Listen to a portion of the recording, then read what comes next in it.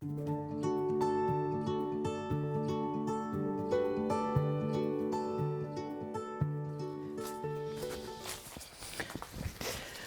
got a small aviary up the top here. It's nice to have the facilities to be able to have an animal that's in trouble or injured, to give it a little bit more space on its own rather than hanging, because the kids, when they're on their own at night, can be really boisterous. So if I've got a particularly down little one, I'll put them in this small aviary here, which is a really sweet little aviary. And it's very busy in baby season. Here we are. But it's not set up right now. It's having a bit of a rest. Haven't had anybody in there for a while. But it's really nice to have versatile facilities so that we can give each animal just the housing it needs. And down we go. Because my property is VCA, so I'm constantly planting natives, all my beautiful natives. We just put 300 trees in the ground in the last 6 weeks. So we're, hello poppets. And here we go. Here's the next size aviary. There they all are in there. See, I took a whole, from the big rescue I did yesterday, off the big black male off the barbed wire fence underneath a big fig tree. They let me cut a whole bunch of branches from the fig, so I was able to bring these beautiful big branches full of figs back for the kids. So here we go. So you can put your head through there if you want. Hello, there's a little grey. I got this little girl off a barbed wire fence in Kin, and she's going to be able to be released soon because she's old enough. Hello, Poppet. Hey, Snookums. There you go, love. There you go. I know. You're very beautiful. But she got some... I know, don't be scared, my love. I'll just show you the heated towel rack. There's a couple of Poppets. There's a couple of Poppets. I know, darlings. Well, we won't be long, sweeties. We won't be long. So this is a heated towel rack with double covers. Blanket on the inside and this on the outside, and there's another one in here, that there. So there's these beautiful, beautiful little warm caves for them to get into out of the cold. You're a very beautiful girl. I know. Hey, isn't she beautiful? She's just a pup, just a pup. Just a little scared sky pup. Hey?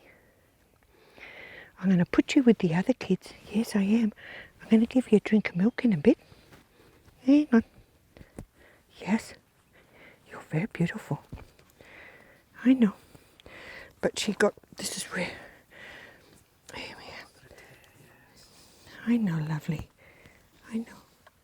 I know. There we are, my darling. Here we go. So this is, see, that's a beautiful, beautiful wing. It's a lovely, healthy wing. And this is what happened to her wing when as a baby. This is a month ago. She got caught on barbed wire. Look at that. Just a baby. Dreadful stuff, barbed wire. Designed as a weapon, still a weapon. Tens of thousands of animals die without being found on barbed wire all across Australia every year. Shocking stuff. Absolutely barbaric. So many projects to try to educate people about barbed wire. It's just 90% of all the animals that I rescue are from barbed wire, and 90% of them don't make it. 90% of all barbed wire rescues can't be saved. Even if we can heal the injuries may be so severe that there's no way they'll ever fly again. And a flying fox that can't fly, we have to euthanize. If mum dies somewhere, gets caught on a barbed wire fence, caught in fruit netting, hit by high power lines, cars, by a shovel, there are so many ways that flying foxes can die out there, most of them with a human agency behind it. But if mum doesn't come home, the little ones can hang in the colony 5-6 days, dehydrating, starving. But then as a last ditch effort, they will try to fly out with the colony at night. And they can tree hop for a little ways, but then they're just, they're too small, they don't make it. So all the other carers that have rehabilitated bubs up to this age now send them to my place for winter creche.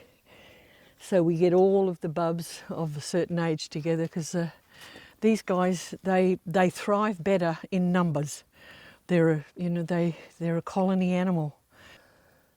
They're so quirky, so intelligent, so individual. Every single animal is so individual. And there's just, well, the only flying mammal.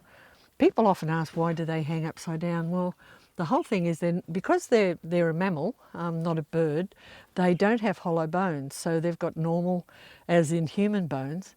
And if they had the musculature that they would be needed in their legs and thighs and hips to sustain a standing position, they would be too heavy to fly.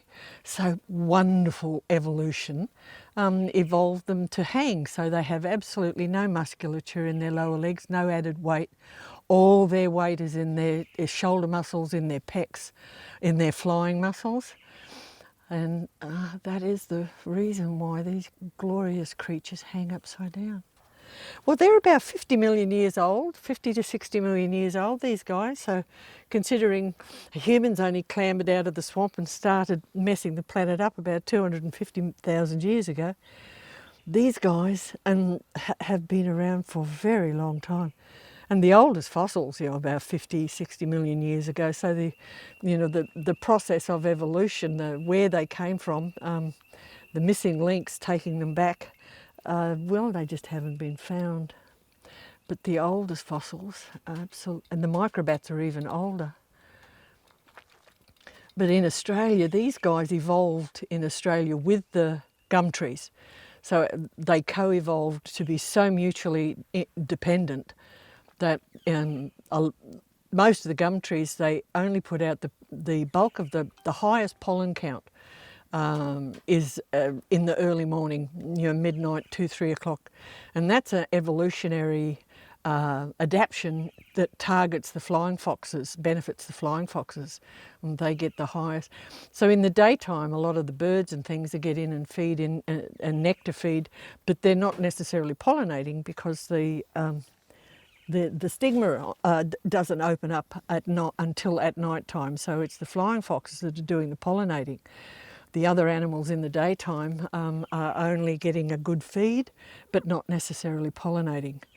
And the flying foxes pollinate long distance, so if you only had a stand of gum trees that was self-pollinating in a small area, they would sicken and die. The gene pool would shrink. So the fact that flying foxes can fly such vast distances, you end up with cross-pollinating on big stands of trees, all from 50, 60 kilometre area. And that means that the gene pool stays strong in all of the different forests. And the fact that we have destroyed so much forest and we've cut them off. There's big areas all up and down the eastern seaboard where the forest has been so destroyed, and the distance between good stands of trees sufficient for these creatures to live on and thrive has now got to a point where we're isolating the animals because the distance between usable size forest, flowering forests is just too far. So, the missing link, what they came from, there's been all sorts of theories that they came from a shrew-like animal. And if you look at some of the Madagascar lemurs and you turn the picture upside down, you've got a flying fox looking back at you. So it's quite possible, and the distribution of the flying foxes is all East Africa, through the Indian Ocean, Australia, Southeast Asia, and very little out into the Pacific Islands. Okay, so we'll go down and have a look at this part. There's one more room here.